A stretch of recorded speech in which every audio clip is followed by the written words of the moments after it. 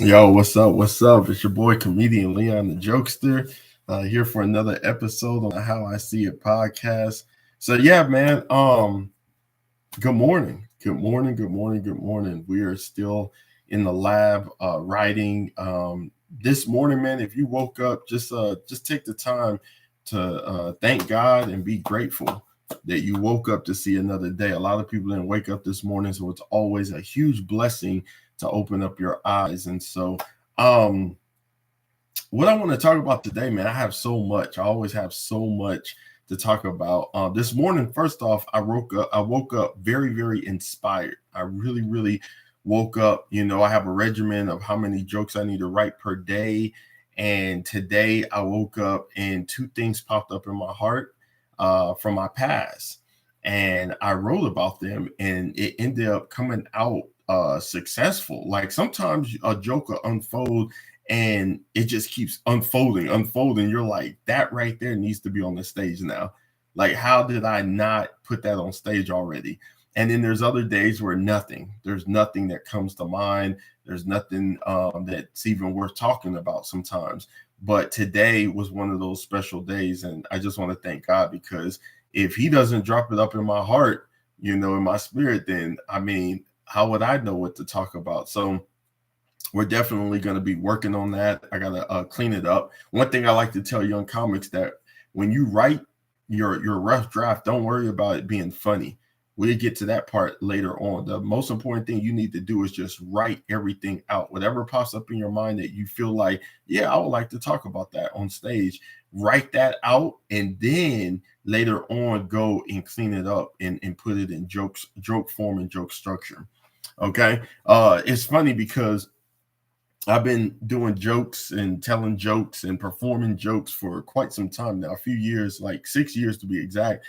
And it's been so amazing, man, organically, just seeing how my career has really, really unfolded. And I remember I could recall, ponder, reflect back in the day when I first started doing comedy. It was horrible.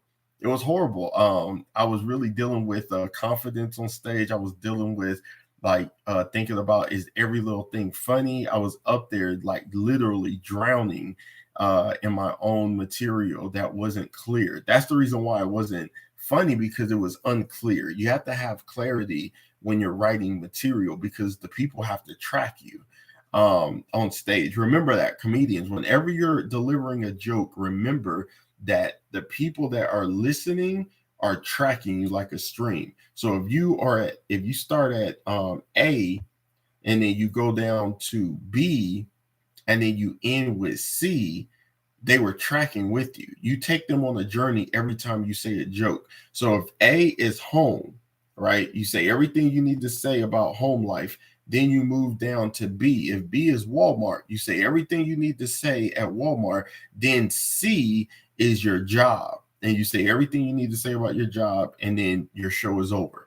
And so once I learned later on in my career that the crowd is actually tracking with me, and then you're taking them on a path, and you can say whatever you want on stage. I just want to put that out there, because sometimes people think that you have to say it in a particular order, like, okay, every morning I do this, and then you feel like the next thing I have to say is that when I get to Quick Trip and fill up my gas tank.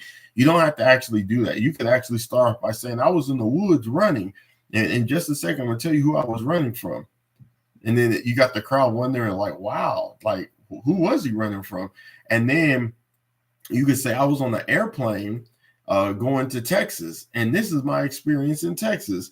And then after that, you can even jump to parenting. Like, yeah, man, anybody here has kids? So what I'm trying to show you is that nobody in the crowd cares at all about your order. See, when I first started comedy, I thought it was always about this particular order everything had to be in. The only thing that you need to know is, and to make sure of, is that your stuff is funny. Now, when I first started comedy, I was all about getting the laughs from people. Like every time I would say something, I was like, did you laugh? Was it funny? Did you laugh? I was looking for that validation from the crowd, until later on, I even read a book by a comedian named Michael Jr., called Funny How Life Works. It's funny how life works. And that book really, really helped me understand that.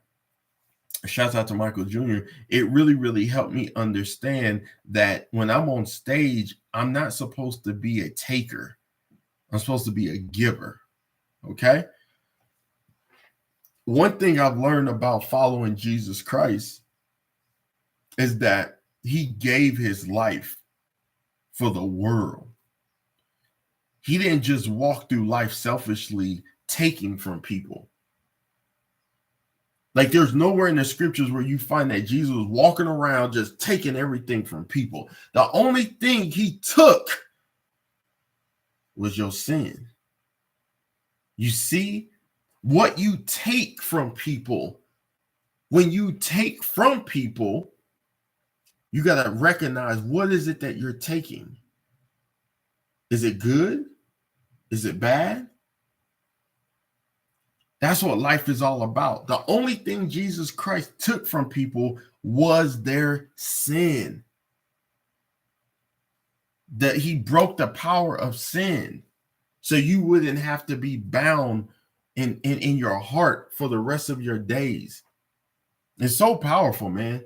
It's so powerful. So once you get that divine revelation that you're not in this world to just keep taking from people. Here, give me this. Here, give me that. You learn that you're supposed to give. So I want to talk to you today about your gifts and your talents. Your gifts and your talents. Everybody in life has gifts, and everybody in life has talents. And God gave us those for a reason. And the reason is for us to share it with others. That's what the whole point of life is. Whatever we have, we should be willing to share it with people, right?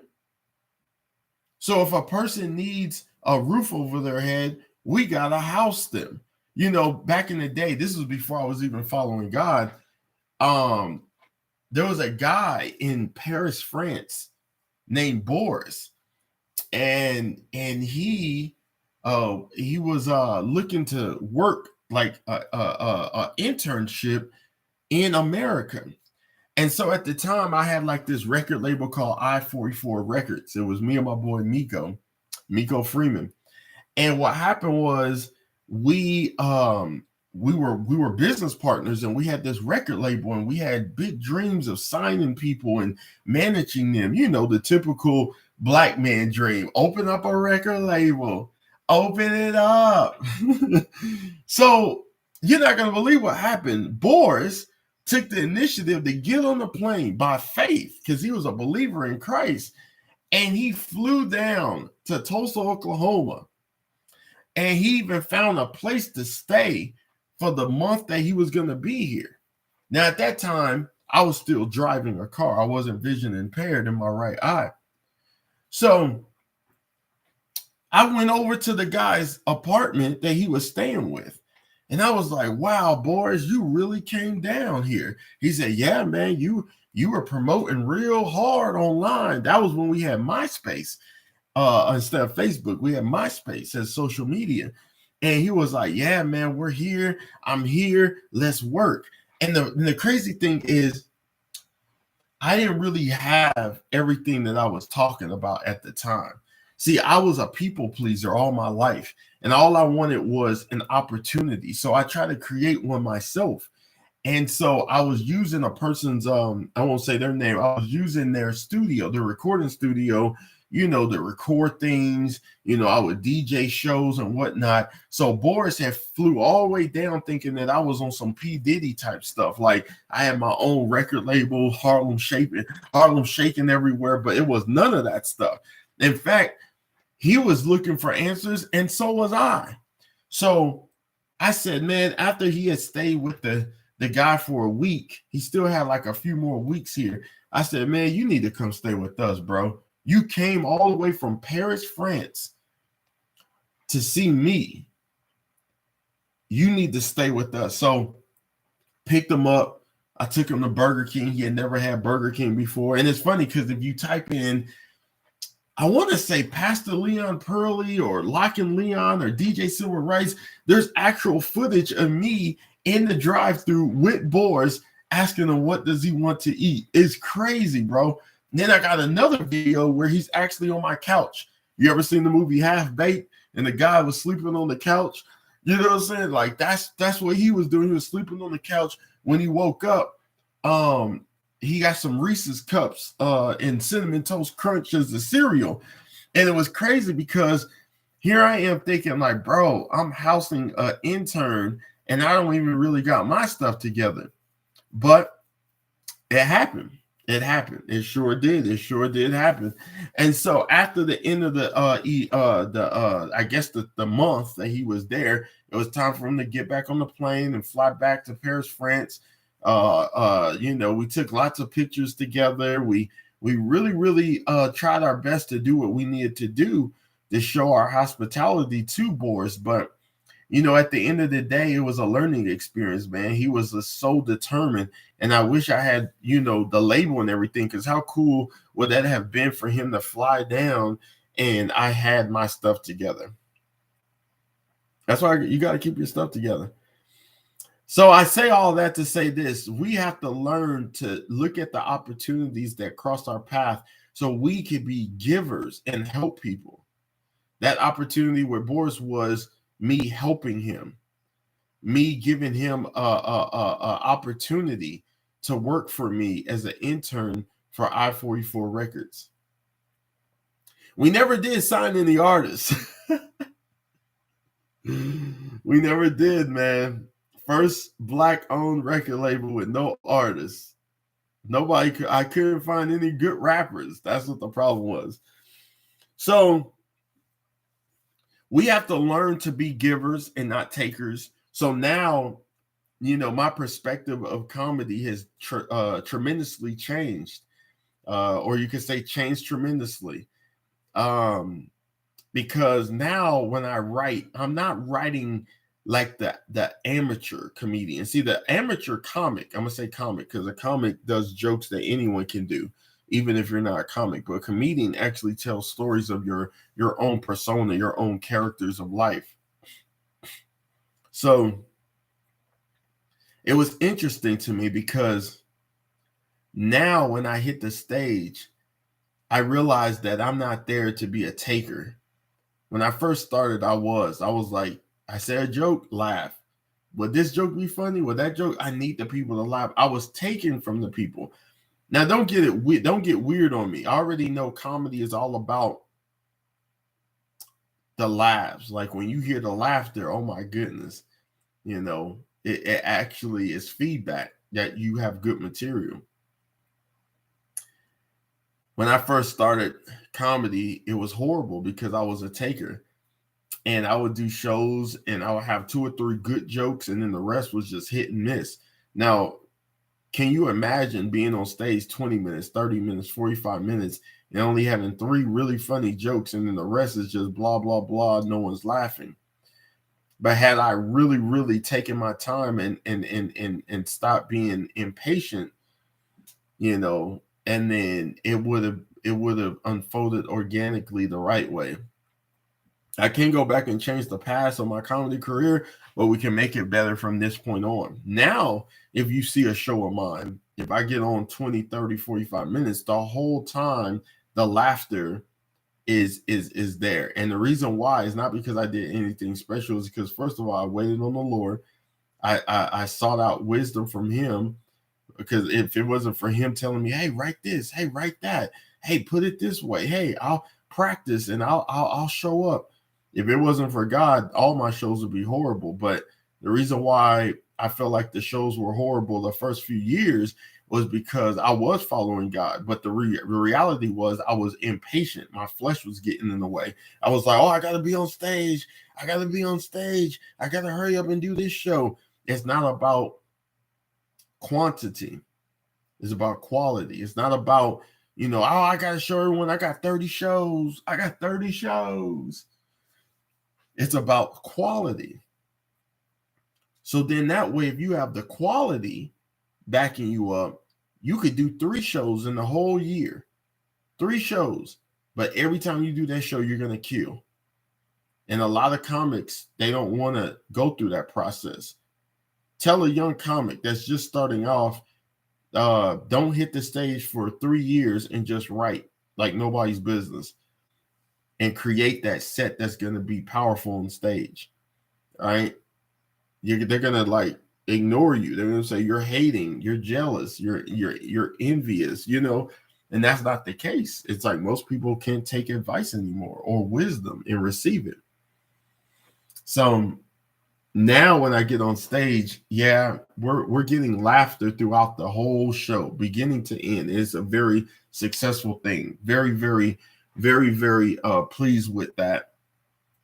But what I want to say before I go about the gifts and the talents is that the Bible tells us how God he gave us the gifts. He gave us the gifts, and your talents will make room for you.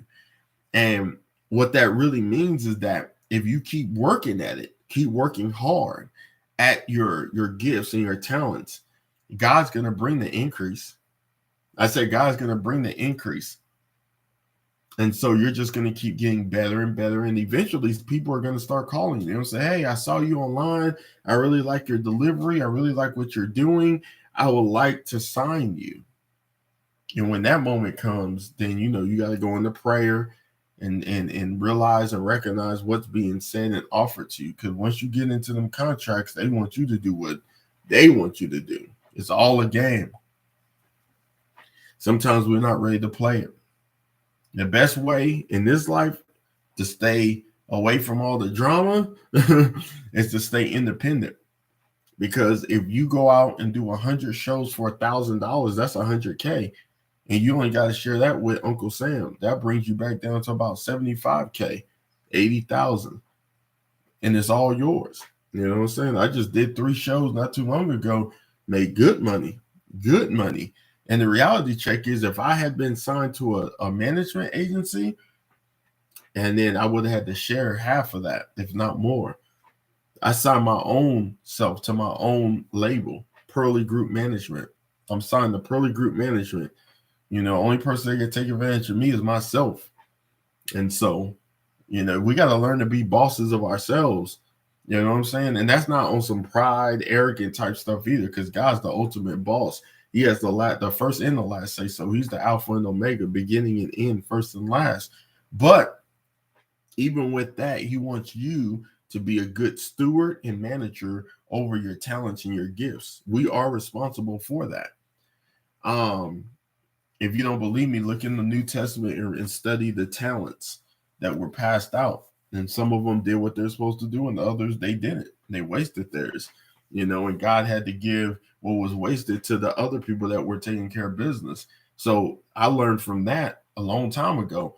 For those that have talents and gifts and they don't want to do the right thing with it or whatever, God will open up the door for me to get more shows or whatever. You know what I'm saying? I had to stand up and stop being a yes man. There's people trying to take advantage of us, not paying us. And my wife, we had to rise up and say, hey, we're not going to take it. We're not going to allow people to do what they want to do anymore. Because people will do stuff like that. They'll try to dictate your life and tell you how it's supposed to be. Nah, that's where you're wrong. God is the dictator. And so his voice is who I follow. So with gifts and talents, man, like I said before, getting on stage now is different for me. It used to be when I first got started. I hear a lot of people say it even for themselves. Man, I got this funny joke and it's going to be so hilarious. People are going to like it. A joke? Not a bit, not a routine, not 30 to 45 minutes of content, just a joke. Okay, let's see what you got. But the reality check is once you grow out of that immature stage of comedy and you grow into that feature, that headliner status, then you will realize that, man, when I get on stage, I need to cover that time. You know what I'm saying? I got shows this fall where I'm booked for 60 minutes. I got to cover that time. Now, because I'm a seasoned comedian, I know exactly what I'm supposed to present when I get on stage now. I've studied the game and I'm still studying the game where it's like, okay, put this right here. Okay, go ahead and move this right here. Go ahead and put this right here. And before you know it, your set is done. You got the 60. Normally for me, I like to do more. I've been told that you could do less and then just organically flow, but no, I do at least 90. If they're asking me for 60, I'm going for 90. I'm gonna stretch it. So then that way we don't come up short. If anything, they'll have to blow the whistle and say, "Get off stage. You're past the time." And even then, I'm gonna have to go get me a watch or something. So then that way I'm keeping up with the time. But I'll be in the motion. I'll be definitely in the focus and in the zone. I just did a show about 3 days ago, for a Nigerian friend, and it was my first time having an interpreter. And I mean, when I say we killed it, bro. That was a good 30 minutes. It was like 33 minutes to be exact, but I always say a good 30. Let's round it off. And so it was a good 30 minutes. We went in there, we did what we had to do, and I was calm. I took my time and I did my jokes, and it worked. And what I realized is that the jokes have to be under joke structure. Once it's under joke structure, then the rest is just your own personality. So if you have a nice smile, and then you know how to, like, have fun when you're on stage, people are going to get wrapped up in all of that. So even when they leave, they may not remember every single joke. And in that show, I didn't even get to do some of my best jokes. There was 2 jokes that I always do at all my shows that always get guarantees laughs, and I didn't even get to do it because I didn't want the interpreter to not be able to show the expressions the way that I was trying to show it. And so I didn't even get a chance to do it. So I could have kept killing on stage because the show was a success. It was a huge success. I can't wait to go to the barbershop next week because I know they've been talking about it. But yeah, man, God is good. Like I said before, if you have a talent, if you have gifts, you have to work on it. We're about to go work on ours right now. All right. I'll see y'all later.